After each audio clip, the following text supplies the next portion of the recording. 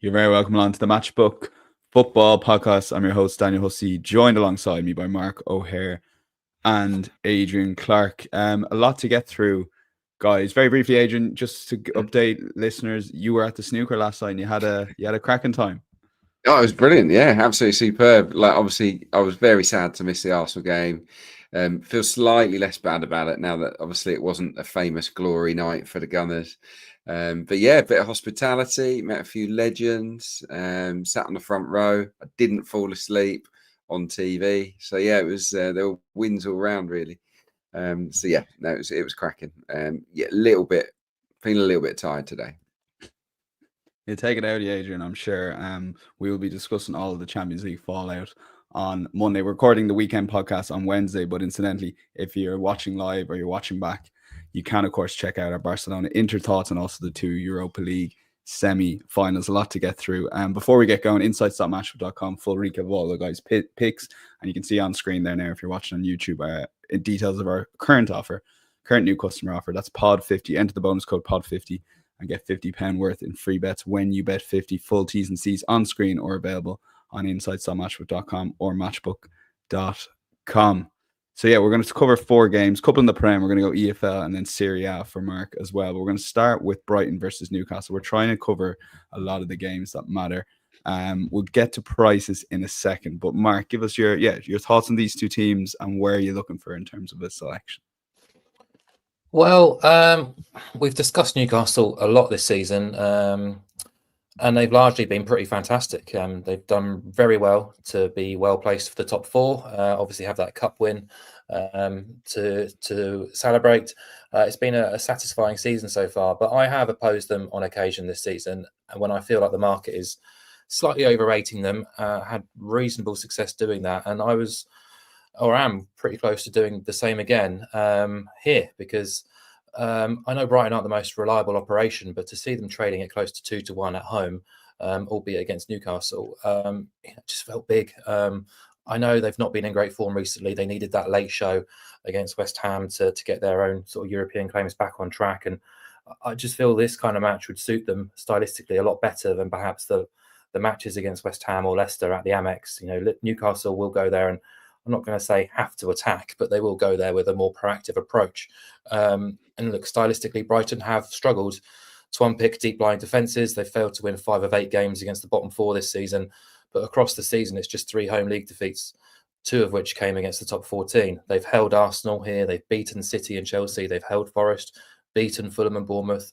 Villa did beat them convincingly, but that game came just a couple of days after going the distance in the FA Cup defeat to Forest. So, they won away at Newcastle. They're unbeaten in their last 7 hosting the Mags as well. So I thought sort of 2.92, 2.94 on the surface of it was quite a big price, especially when you build in Newcastle's record away from home against a sort of elite opposition in the Premier League this season, something we've touched on previously.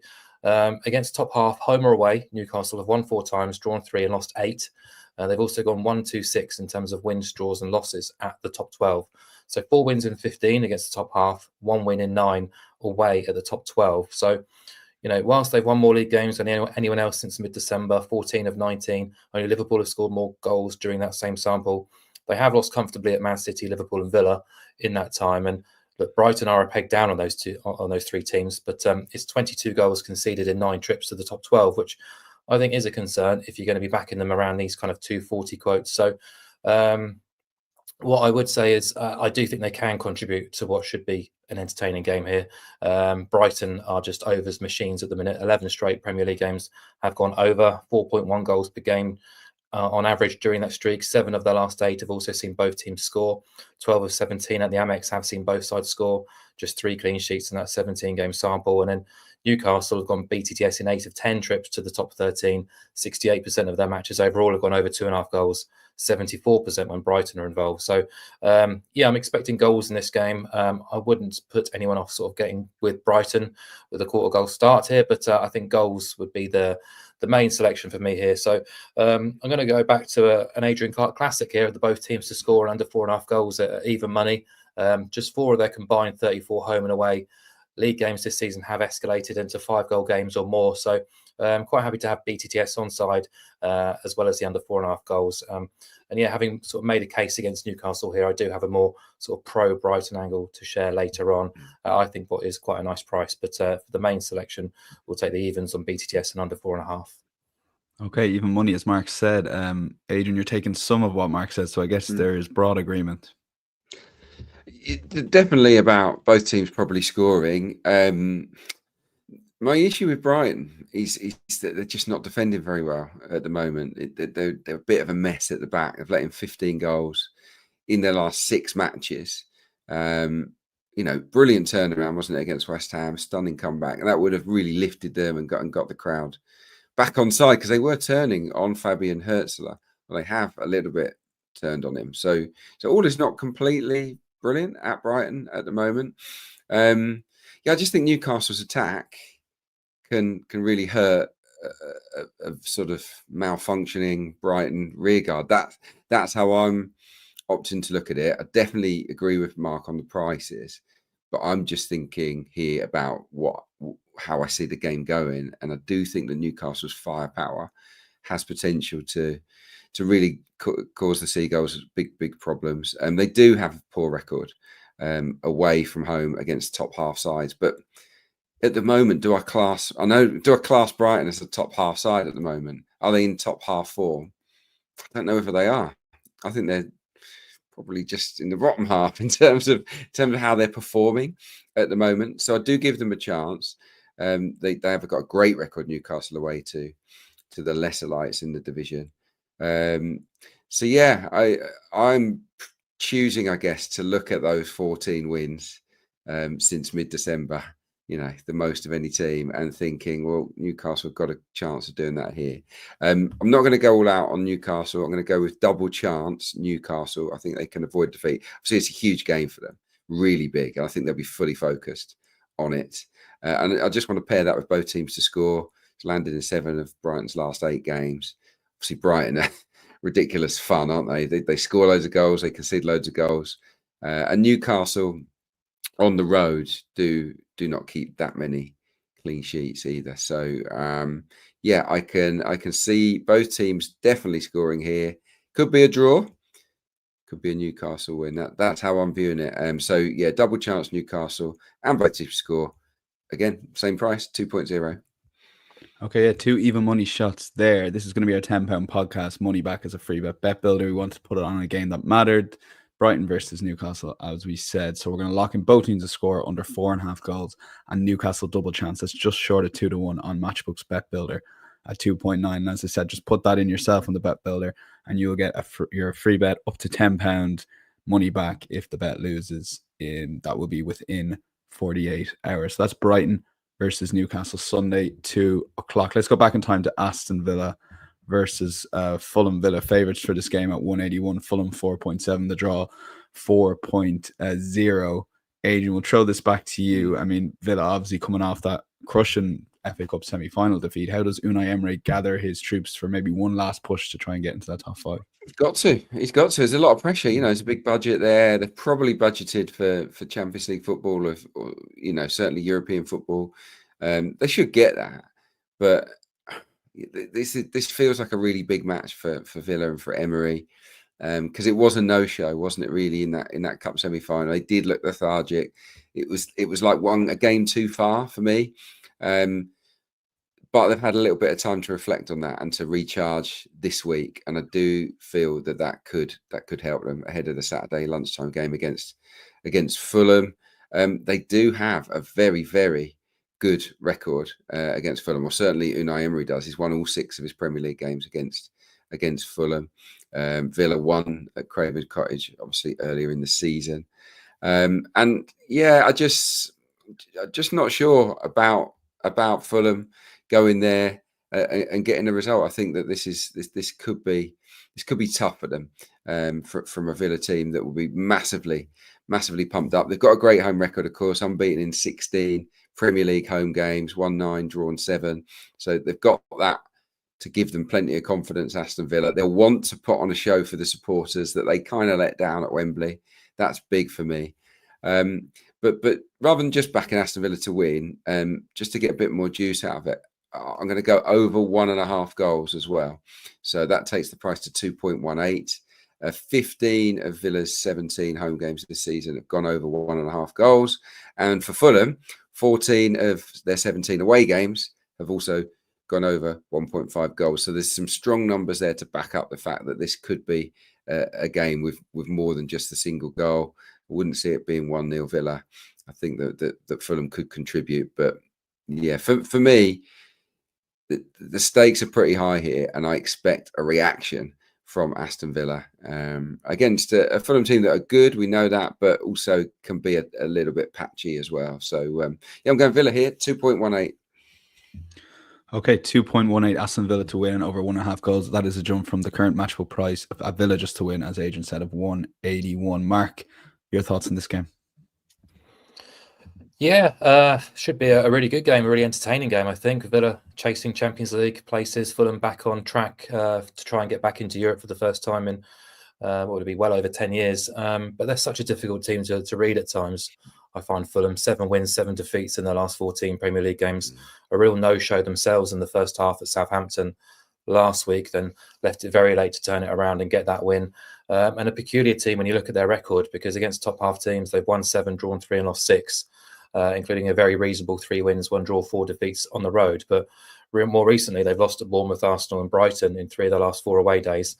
And then they lost when they were well placed at home to Chelsea recently as well, when I quite fancied them. So despite all that, they should smell blood after Villa's sort of no-show at Wembley themselves. Thought they were picked apart by Palace in transitions.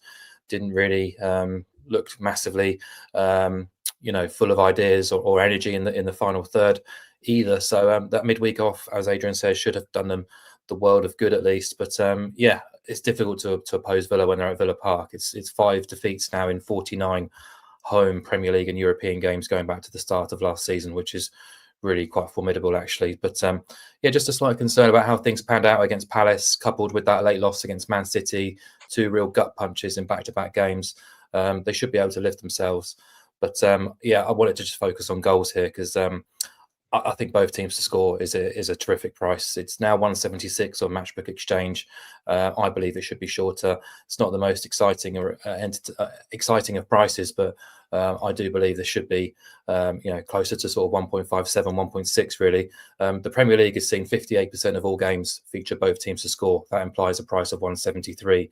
So already we're getting a bigger price than the average across the Premier League this season. And I don't think this is an ordinary Premier League game either. I think we've got 2 hungry teams with plenty to play for, proactive attacks and defences that have struggled throughout the campaign. So we've also got 2 leading lights in terms of BTTS winners this season. So if you look at the teams, Villa have managed only 2 home clean sheets in the Premier League this season. A league high 14 of those 17 Villa Park matches have seen both sides score, whilst only the bottom 3 have kept fewer clean sheets than Fulham, who've managed only 5 all season.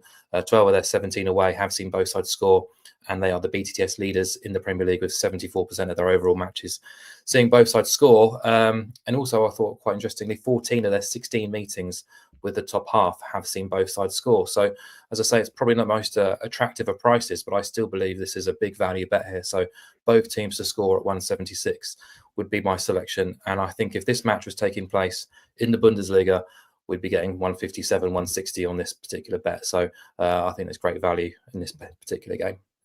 Okay, strong case from Mark. Will lean towards that both teams to score 173, and we think there's definite value in that. So that's the podcast selection. We lost him temporarily. Oh, can you hear me okay? Yeah, I heard you all. Okay. You must be coming through, Adrian, fine, so might just need a second. But we will lock in Mark's both teams to score at 173, and we'll move on to Coventry versus Middlesbrough.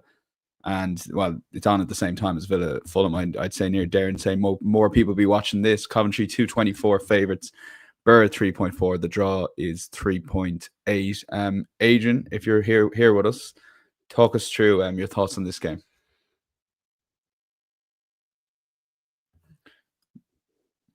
Might go to yourself, Mark, on this one. Coventry versus Borough. I mean, it's your mate, Frank Lampard. He's your mate. And he's about to secure playoff football, which would be incredible in fairness to him. I mean, this could be a whole entire different podcast if we if we talk about Coventry and Frank Lampard, which I won't get into right now. But yeah, this could be fun, and it should be fun.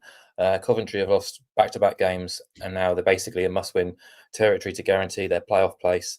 An expected sellout crowd at the CBS Arena is due. I do think Coventry can probably raise themselves to get the job done. They went on that remarkable run under Frank Lampard during January and March, came back down to earth more recently with only 3 wins in the last 9. But they are rock solid at the CBS, 13 wins from 20 when hosting teams outside the top 2. And yeah, this is more kind of an area for me to oppose Middlesbrough than really going to get stuck into Coventry, because I do think Borough are opposable.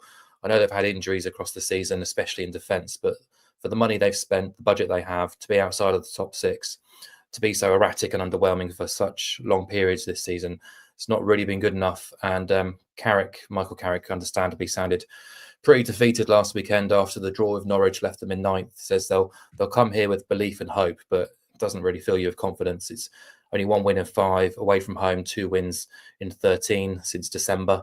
They've also returned only 2 wins in 11 away at top 13 teams. So I'm going to be pro Coventry here. There are doubts over 2 of their regular first choice back 4 with Bobby Thomas and Milan Van Elwick doubtful. Jake Bidwell should come in for Jay Da Silva, who will be suspended, but I still think they can bring the noise with that sort of capacity crowd backing them. And yeah, I think they can get the better of what could turn out to be a bit of a final day shootout for us neutrals, with Borough knowing only a win will suffice if they want to have any sort of opportunity to break into the top 6. So under over 2.5 goals is understandably short, but yeah, you can combine it with a Coventry win, or do as I'm going to do here, which is back Coventry to win alongside both teams to score, because we're getting a tasty 3.6 on that selection. Cov have only kept 3 clean sheets in 13. Borough have scored in all bar 5 of their 22 away days. They have been nilled in 3 of the last 5 away, but I just think the circumstances here should ensure a much more open or frantic match than perhaps their recent trips to, say, Luton and Millwall, for example, would be. I just think, yeah, this particular sort of game and scenario suits them a lot better, a more open and expansive game than perhaps sort of going away to sort of, you know, kind of resolute sides like the Hatters and Lions. So yeah, happy to be against Bournemouth, Middlesbrough here, be pro Cov and pro goals, but yeah, 360 on Coventry and BTTS.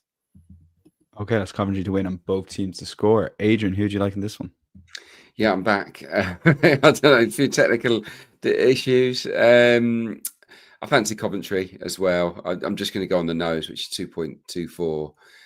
Probably because of what Mark said towards the end there, where Borough have blanked a few times lately. But it is a good shout. I do feel that Borough have to go for it. They have to get on the front foot. And they do have a really good forward line. You know, Tommy Conway's excellent. Ian Acho's got pedigree, although he's having a bit of a nightmare. I don't think the fans like him. Finn Azaz is quality. Morgan Whittaker, we know he's talented, but he just can't seem to score for Middlesbrough. So they've got it there, Middlesbrough, to score in the game. But I do feel that Coventry will have the edge. Those 2 missing defenders could be big, but if they can get one of them out there on the pitch, that will help for sure. Look, the home form for Coventry is very, very good. You know, in 2025, 1-8, lost 2, and the 2 they lost was Leeds and Burnley. So no shame in those defeats. And it's a huge game. You know, they've got it in their own hands, and they have to bring it. And I think that they just about will. Borough, you just can't trust Borough. And as Mark said, away to the top sides, not very good at all. They did win at Blackburn, lost to 5 of the top 8 on the road this season. So, yeah, I just think Coventry, after those really damaging away defeats at Plymouth and Luton, this is last chance saloon, and they know they have to win.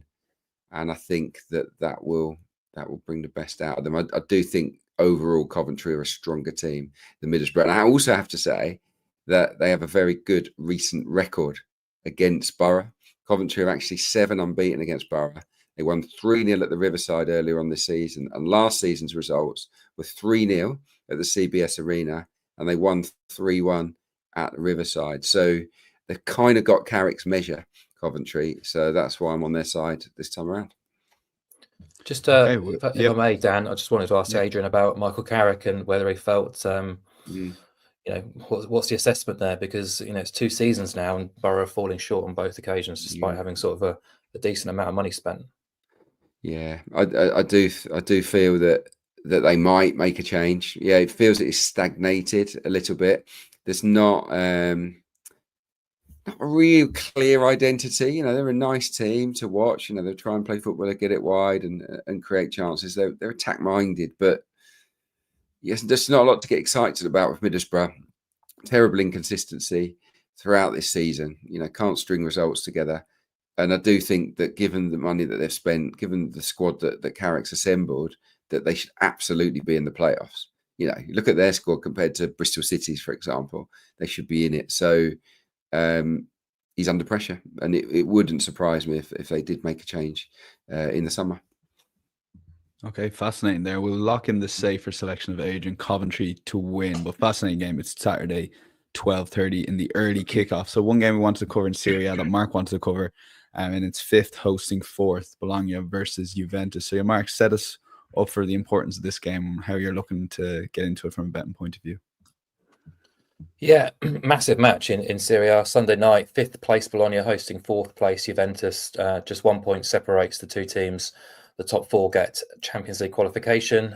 Before this weekend gets underway, we've got 5 teams separated by 3 points from 4th to 8th. So it's a really fascinating battle. We've also got Fiorentina facing Roma in a similarly big game on Sunday afternoon. So it could be a really sort of titanic evening in Italy. Bologna, of course, have enjoyed a remarkable season, really, considering Juventus pinched their head coach last summer, Thiago Motta. He's failed to last the season in Turin, but they've had a very small resurgence under Igor Tudor lately. But this is going to be a very difficult game for Juventus, who have failed to win any of their 7 trips to top half teams this season, include home games, and they've only won 3 times in 16 against the top 10 in Serie A right now. And their last away day, they lost at Parma without scoring. Now, Bologna did drop points themselves in a 0-0 draw at Udinese in the last match, but it came just a couple of days after they'd booked themselves a place in the Coppa Italia final for the first time in over 50 years. So, they could be forgiven for not being quite at it on that occasion. They will be here. Vincenzo Italiano has done an incredible job, really, since taking charge. Only 1 win in his opening 8 league games. They came up short in the Champions League too, but since the sort of mid-October-ish time or early November, 15 wins from 26 league games, just 5 league losses all season, 4 of which came away from home. They've already taken points off Napoli, Inter, Atalanta, Roma, Lazio, Fiorentina, and Milan. So I don't think there's any reason why they can't do something similar against Juventus here. The market tends to agree, effectively rating these 2 teams not far off equal. But I think there are ways to get Bologna on side, and you can go to the bet builder and back Bologna double chance and under 3.5 goals at 175. Touch skinny for some people, but you have got a range of correct scores on side. The last 2 outings at home, they've beaten into 1-0. They've held Napoli to a 1-1 draw. And interestingly too, only one of Juventus's away days have gone over 3.5 goals, and they come here with Kenan Yildiz banned. And in defence, Lloyd Kelly is a major doubt. They're already without Federico Gatti, Juan Cabral and Bremer as well. So they're quite short on numbers defensively, and they're missing one of their sort of more creative players in forward areas too. So quite happy to go against them here and get Bologna on side. If you can get them with a 0 start on the Asian handicap at a reasonable price, that would be the way to play it. Otherwise, go to bet builder, double chance and under 3.5 goals. Okay, and we'll lock that in at 175. Insights.matchroom.com. I know we're throwing a lot of bets at you there. You get a full recap of all the guys' picks. So basically a cheat sheet. There's also Spotify and YouTube links there as well. Let's go on to any other bets. Adrian, you've 2 selections for the final day of EFL, starting with Blackburn away to Sheffield United. Yeah, ordinarily I wouldn't be backing against the Blades here on home turf. I just wouldn't, because they've had a fantastic season. And Blackburn, up until recently, were in a real bad rut under Valerian Ismail, but things have changed. Blackburn have won 4 matches on the spin. They've started to score goals. They're flying. Guys like Tyrese Dolan and Campbell and others have really stepped up the last few weeks, and they can sneak in. If Coventry blow it, Coventry and Borough, draw, for example, and they could sneak above them, I think. Or certainly if Bristol City as well, if they were to get beaten by Preston, they would be in a position where they can sneak in or sneak back into the playoffs. So this is a huge game for Blackburn Rovers. Sheffield United, this means nothing to them, absolutely nothing, which is why the prices are, it's sort of reflected in the prices, I guess. There'd be heavy odds on favourites usually for this Sheffield United, but they're going to rest players. It's all about the playoffs. They can't finish anywhere else apart from third. It's been a long, hard season, and Chris Wilder has to give a breather, I think, to some of the guys that have been warriors for him throughout this campaign, that have no doubt picked up lots of bumps and bruises and aches and pains. So I expect a much changed lineup and a very, very focused and pumped up Blackburn. So I'm going to go with Blackburn on the handicap here. Blackburn plus a quarter of a goal at 1.86. So we need, Sheffield United have to win for us to lose money here. So yeah, I think it makes sense. And Blackburn, by the way, this season have shown they can handle the toughest away games. They drew 1-1 at Leeds. I mean, not many people have done that this season. They also drew 1-1 at Burnley. You could say the same. And they actually won 1-0 at Sunderland. So that's the 3 of the top 4 boxed off in terms of being unbeaten. All we need is them to complete the set here. So yeah, Blackburn plus a quarter of a goal at 1.86. For my second selection, I'm going to dip into League Two. It's been amazing this season. Comes to a real climax. And this is a great game at Blundell Park. Grimsby against AFC Wimbledon. A win for Grimsby would see them overtake Wimbledon and basically steal their playoff spot. Wimbledon have been in it for ages, but they're on just such a bad run of form. They just can't score goals at the moment, Wimbledon. And that's a problem. It really is. If it's not Matty Stevens, who's scoring goals. So I think this is going to be a really hostile atmosphere. I've played there, and it can get quite lively at Grimsby. I've got to say, it's a good ground, good old-fashioned ground, and they will absolutely make life hard for Wimbledon, who do have a good defence. I'll give them that. They are a solid team, but they're just short on confidence at the moment. They've not scored more than 1 goal, Wimbledon, in each of their last 7 games. They've blanked in their last 3. So they go there with not much belief at all. And one other reason I sort of want to get on side with Grimsby here is Wimbledon's away record is not great. For a team that's been in the playoffs all season, they haven't beaten anyone away from home in the top 14, which I find staggering, really. 6 defeats, quite a lot of draws in there. But a draw's no good for Grimsby. They've got to go for it. And if they get a lead here, then they will fight tooth and nail to keep it. So, Grimsby side that's already beaten Port Vale and Bradford at home this season. Their form's patchy, but it's such a big game that I'm gonna get on side with a host here. Grimsby to win under 3.5 goals, because look, Wimbledon games are very low scoring normally. Grimsby under 3.5 goals, 2.8. Okay, that's Grimsby to win under 3.5 goals, 2.8, as Adrian said, and Blackburn on the Asian handicap line, the second selection. Mark, you've got 2, starting with Reading versus Barnsley. Yeah, Reading must win or better. I think Leyton Orient's result away at Huddersfield to try and finish in the top 6 and secure playoff football. And their supporters are really getting behind the team this week. It's looking like it's going to be a sold-out Medeski Stadium on Saturday. And I think the Reading team can produce a performance to match the support from their fans and sign off the regular season in style, because I think Reading to win and over 1.5 goals at 195, Reading to score at least twice and win this game appeals. They went away to Bristol Rovers last week and produced the goods in a really pivotal match. The previous game they went away and scored 5, thrashing Mansfield.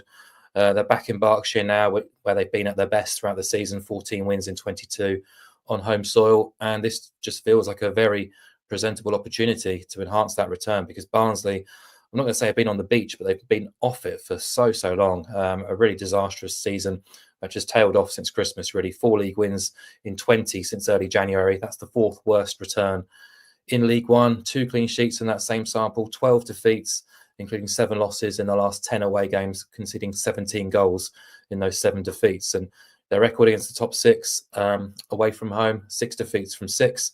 They've also conceded at least twice in 9 of 13 games against the top 7, home or away. And it's the end of the season. You got a highly motivated team here against one who are just waiting to waiting for the season to end. And I didn't really mention, but Conor Hourihane has kind of picked up the pieces there at Barnsley. He's not really managed to get a massive reaction out of these players. 1 win in 9. They lost at home to rock bottom Shrewsbury last weekend, and even he admitted the performance was embarrassing, and they just look like sitting ducks here. So, yeah, quite happy to oppose them and be with Reading at 195 to win and over 1.5 goals. Okay, and your second selection? Yeah, in Denmark, just 4 rounds left. I'm going to back Midtjylland to beat AGF Aarhus 183. Midtjylland are just 1 point off FC Copenhagen, who lead the league with those 4 games left to play. Their away record has been their sort of downfall this season. They've been pretty rotten on the road, which will probably cost them the title. But on home soil, they have been fantastic. Probably one of the best home records across the continent, actually. 14 home fixtures. They've won 12 of those. The only team to stop them winning has been Brøndby, who are their bogey team. You look back to the head-to-heads, Brøndby always beat them, home or away. But Midtjylland have beaten Copenhagen twice at home this season, including a 4-2 win not so long ago. Last weekend, they thrashed Nordsjælland 5-0 at home. And, yeah, they're 183 to beat an Aarhus side, who are 7 points off European qualification, in poor form, and easily the worst side in the championship round. The Danish Super League basically splits into 2, and Aarhus are at the bottom of the top end.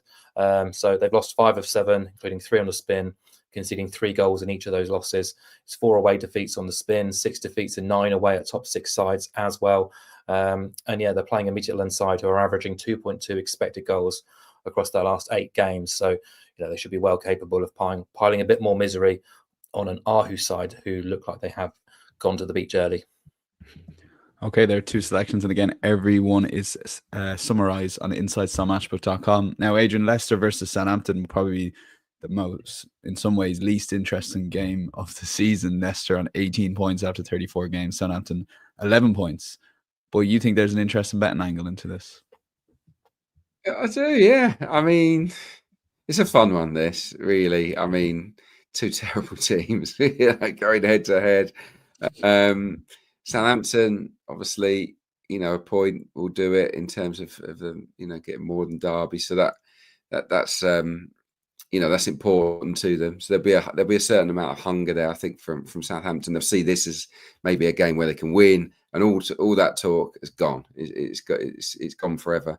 But look, the main reason to back Southampton and to win to 0 is obviously this astonishing record for Leicester City. Haven't scored at home in 9 games. 8th of December, the last time. Fans saw the Foxes score at the King Power. It's just unbelievable. And obviously with the financial issues and the problems with the unpopularity of the board, and basically, I think the inevitability that Ruud van Nistelrooy is going to leave, I just feel that it's a club really that's kind of on its knees at the moment, and Southampton are as well, but they've got Simon Rusk and the interim manager, and there's been a bit of an upturn, hasn't there? The performance levels have been better, and if you look at their recent form, you know, they've scored in 6 of their last 7 matches. Southampton, since Christmas, they've scored in 7 of their 8 away matches in the Premier League. So, you know, they're not going away in the top flight and blanking. So they're perfectly capable of scoring. Now, if they score in this game, you know, Leicester have got to do something they haven't done for a long time. So, yeah, and they did win as well, Southampton, at Ipswich, you know, who are a team that are comparable, obviously, to Leicester. They won 2-1 in that one. So, yeah, I just think it's a very, very rare opportunity to get the Saints on board. Saints and both teams to score no is 5.3. Essentially the worst Premier League team ever, and Adrian is picking them to win to 0 versus Leicester. I like it. 5.3, mate. We'll see how he gets on. Now, Mark, did Adrian do anything earlier to take you off this Brighton train and with both teams to score for your long shot this week? Doubt it. No. Funnily enough, though, Southampton winning at Leicester was part of my shortlist for the long shot, although I was going to look at them to win and both teams to score. Yeah, I think that I also agree. I think that there's an opportunity there for Saints to get a result at the weekend. I'd rather be with them at the prices of Leicester, that's for sure. But yeah, I've already proposed goals in the Brighton game, made a case for opposing Newcastle as well. So why not build value upon value and combine the two? I had Brighton to win and both teams to score in at 4.5. I've looked on Matchbook right now; it's now 4.9, taking us right into long shot territory. And as I said, I don't think they should be trading close to 2-1 at the Amex, considering they've only lost 3 times at home all season. Boast that excellent record against the top teams in the division. They've gone 4-2-1, wins, draws, losses, hosting the top half. And Newcastle, that record away from home isn't great when you look at it against the elite teams. So, it's not the type of form you associate with a side around 2.4 to win away. So they've proven themselves to be more than dangerous against the best teams in the division, but they aren't winning consistently or getting good results consistently away from St James's Park against the teams that matter. So, quite happy to be on board with Brighton here at 4.9. Not expectant, but that price should be shorter in my opinion. Okay, moving on to best bet time. And Adrian, for you, Bristol City double chance and under 2.5 goals versus Preston, the best bet on the card this weekend. Huge game, absolutely massive game this for both clubs. Preston are flirting with relegation. They thought they were safe probably a few weeks ago, but they're not. And there is, a not unlikely scenario where they do drop into the bottom 3. Cardiff have gone, Plymouth have gone. So there's one place up for grabs. Hull occupy that spot at the moment, but they go to Portsmouth, who have nothing to play for. So, and the other teams, you can look at their games and make arguments that they can win. Preston have the toughest assignment, in my opinion, going to a Bristol City team that need points to secure their playoff spot. And Bristol City got battered by Leeds, didn't they, on Monday? It was a bit embarrassing, really. It was very one-sided. And they'll be smarting from that. They won't be happy with how they performed. And they'll be delighted to go back to Ashton Gate, where it's going to be obviously a huge atmosphere, big, complete sellout. And look, since Christmas at home, Bristol City have been unbelievable. 10 wins, 1 draw, 1 defeat. Absolutely magnificent form. And that, I think, is why I want to get them on side here.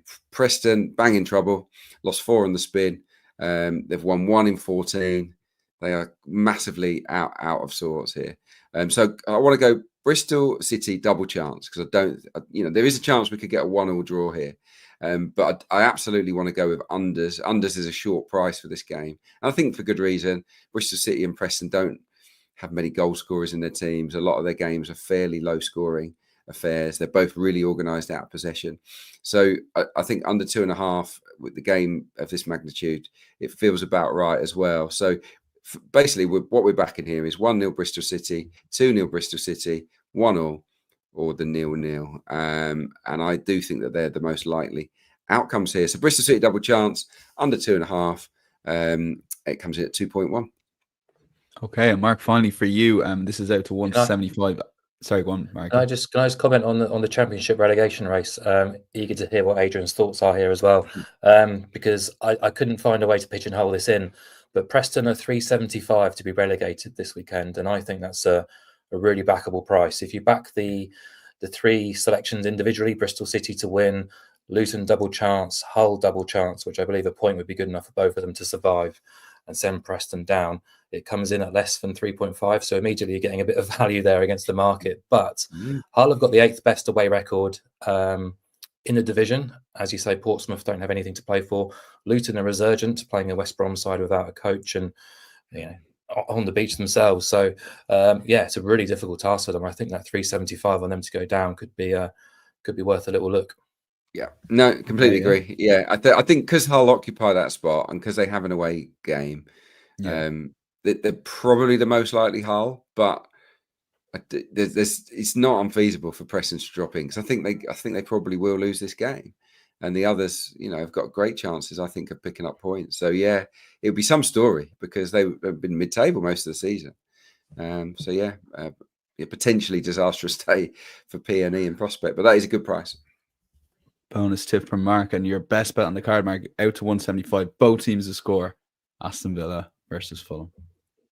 Yeah, I did not expect to see it at 1.7 or better, so it has to be a great bet here. The best both teams to score home team against the best both teams to score team in the Premier League altogether. I think 2 teams who can pack a real punch in forward areas, but they've managed only 11 clean sheets in between them in 68 Premier League matches this season, 48 of those have seen both sides score. That's a 70% hit rate.